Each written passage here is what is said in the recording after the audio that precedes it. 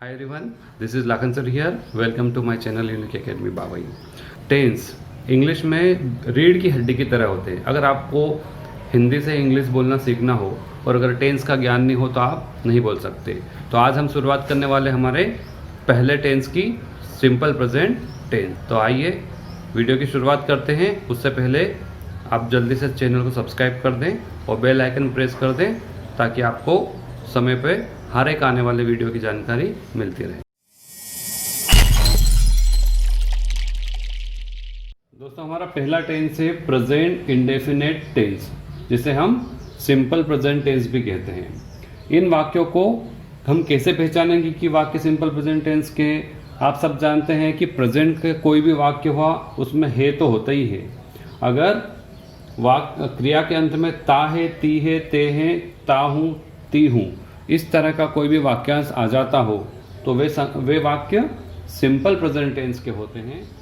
ये पहचान आपको याद रखनी पड़ेगी। अब इसके अफर्मेटिव सेंटेंस बनाने के लिए हमको जो स्ट्रक्चर का प्रयोग करना है वो है subject plus V1 plus ACS plus object. Means यहाँ पर जो क्रिया का फर्स्ट फॉर्म हम उपयोग करेंगे उसमें हमको एस या ES को जोड़ना पड़ेगा।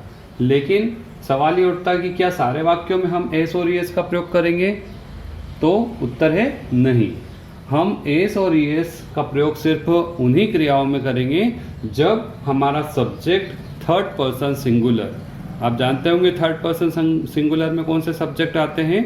ही, शी, इट, और अगर कोई एक नाम आता हो, राम, मोहन, सीता, अगर सब्जेक्ट थर्ड पर्सन सिंगुलर हुआ तो हम एस ES का प्रयोग क्रिया के साथ करेंगे, वरना नहीं करेंगे। लेकिन एक प्रश्न और कि एस कब लगेगा और ES कब लगेगा? तो दोस्तों, अगर हमारी जो क्रिया है उसका अंतिम letter O, CH, SH, X, S, SS या Z हो तभी हमको ES का प्रयोग करना है और बाकी सारी क्रियाओं में हम एस का प्रयोग करेंगे। लेकिन कब? जब हमारा सब्जेक्ट थर्ड पर्सन सिंगुलर हो। उदाहरण के माध्यम से आप इन बातों को और अच्छे से समझ सकते हैं। पहला उदाहरण है वह किताब पढ़ता है। यहाँ पर सब्जेक्ट है थर्ड पर्सन सिंगुलर, इसलिए हम क्रिया में एस का प्रयोग करेंगे, ही रीड्स अ बुक। दूसरा वाक्य है वे खाना बनाते हैं। यहाँ सब्जेक्ट थर्ड पर्सन सिंगुलर नहीं है, इसलिए हम क्रिया में कोई एस ES का प्रयोग नहीं करेंगे। वाक्य बनेगा दे कुक द फूड। अगला वाक्य देखिए, गोलू बाजार जाता है। इसमें आपको ध्यान देने योग्य बात क्या है? हमेशा ता है, ते है, ता है, ती है, इस तरह के वाक्यांश मिल रहे हैं जिससे आप सबसे पहले हिंदी के वाक्य को पहचान सकते हैं कि ये सिंपल प्रेजेंट टेंस का वाक्य है। इस वाक्य का ट्रांसलेशन क्या होगा? Golu goes to the market. दोस्तों, यहाँ पर क्रिया गो का अंतिम लेटर O है और O होने के कारण हम इसमें ES का प्रयोग करते हैं, इसलिए Golu goes to the market वाक्य बनता है। अगला वाक्य है शिखा कपड़े धोती है। यहाँ पर भी थर्ड पर्सन सिंगुलर है सब्जेक्ट, इसलिए वर्ब वॉश में हम ES का प्रयोग करेंगे क्योंकि फिर यहाँ पर अंत में SH है क्रिया में। तो वाक्य बनता है शिखा वॉशेज द क्लोथ्स। इस तरह से आपने देखा कि थर्ड पर्सन सिंगुलर होगा तो हम एस या ES का प्रयोग करते हैं, अन्यथा नहीं करते हैं।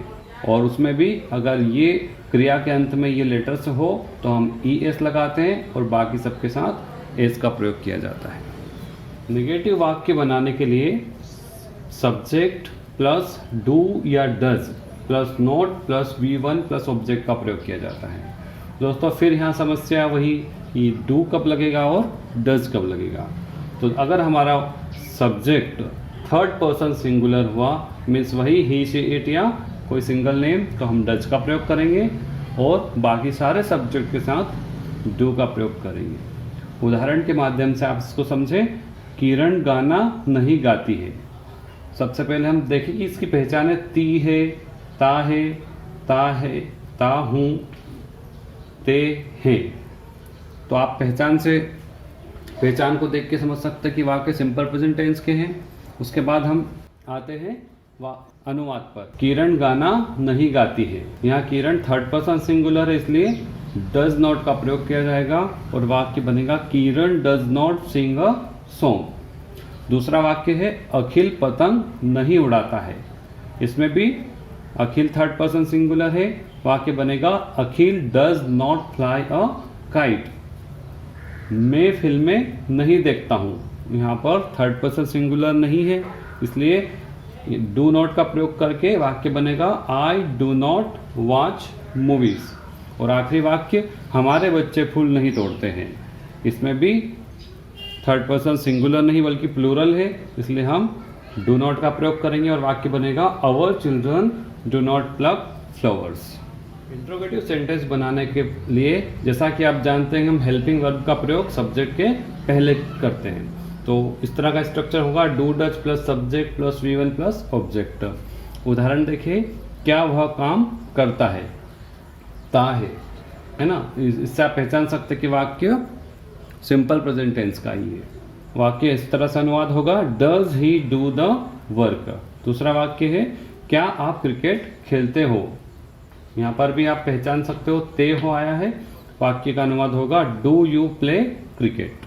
अगर वाक्य निगेटिव प्लस इंट्रोगेटिव हुआ तो वर्ब के पहले हमको नोट का प्रयोग भी करना पड़ेगा। इस तरह का स्ट्रक्चर होगा do does plus subject plus not plus V1 plus object. उदाहरण देखें, क्या पूनम कॉलेज नहीं जाती है। Does Poonam not go to the college. दूसरा वाक्य है क्या हम आपकी मदद नहीं करते हैं। Do we not help you. WH question word से संबंधित वाक्य बनाने के लिए हम दो स्ट्रक्चर का प्रयोग करते हैं। यहाँ मैंने टाइप 1 का स्ट्रक्चर लिखा है WH plus do does plus subject plus V1 plus object. जैसे आप कहाँ रहते हो, यहाँ पर हमारा प्रश्न है कहाँ। कहाँ के लिए हम वेयर का प्रयोग करते हैं। सबसे पहले हमने वेयर का यूज़ किया, उसके बाद सब्जेक्ट के अनुसार हमने डू का यूज़ किया क्योंकि ये थर्ड पर्सन सिंगुलर नहीं है। तो वाक्य इस तरह से बना where do subject you and verb leave. क्योंकि यहाँ ऑब्जेक्ट नहीं, हम उसका प्रयोग नहीं कर सकते।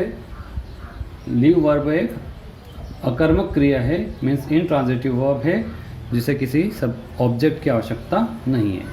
दूसरा वाक्य देखिए, तुम्हारा दोस्त इतना काम कैसे करता है।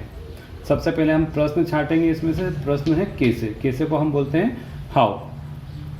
तुम्हारा दोस्त ये सब्जेक्ट है जो कि थर्ड पर्सन सिंगुलर है, इसलिए डज का प्रयोग करना पड़ेगा और वाक्य बनेगा how does your friend do so much work. दोस्तों यहाँ पर ये जो डू है ये हमारी मेन वर्ब है, जबकि जो डज का प्रयोग किया ये हेल्पिंग वर्ब हमारे स्ट्रक्चर के अनुसार है। हमने V1 की जगह यहाँ पे फिर डू का प्रयोग किया है। WH क्वेश्चन वर्ड के टाइप 2 में हमने 4 प्रश्नों को शामिल किया है, विच, हुज, हाउ मच और हाउ मेनी। इसका स्ट्रक्चर होगा WH question word plus object plus do does plus subject plus V1। दोनों में अंतर क्या है, जो ऑब्जेक्ट वर्ब के तुरंत बाद आता था उसे हमने जस्ट क्वेश्चन वर्ड के बाद लगा दिया है। वाक्य इस तरह से बनेगा मोहन किसकी गाड़ी चलाता है। सबसे पहले क्वेश्चन वर्ड ढूंढेंगे किसकी, इसके लिए हम हुज का प्रयोग करते हैं हुज, और उसके तुरंत बाद हमें क्या चाहिए ऑब्जेक्ट। किसकी गाड़ी मीन्स ऑब्जेक्ट है गाड़ी। Whose car does Mohan drive. दूसरा वाक्य देखें, तुम एक माह में कितनी किताबें पढ़ते हो। कितनी के लिए हम हाउ मेनी का प्रयोग करेंगे क्योंकि काउंटेबल नाउन है। How many books do you read in a month. दोस्तों WH क्वेश्चन वर्ड में एक प्रश्न ऐसा है जो इन दोनों स्ट्रक्चर को फॉलो नहीं करता है और वो है हु मीन्स कौन। अगर हमें कौन प्रश्न का उपयोग करना हो तो उसको उस वाक्य को बनाने के लिए हमें अफर्मेटिव सेंटेंस का स्ट्रक्चर ही फॉलो करना पड़ेगा। जैसे तुम्हें हिंदी कौन पढ़ाता है, हु टीचेस यू हिंदी।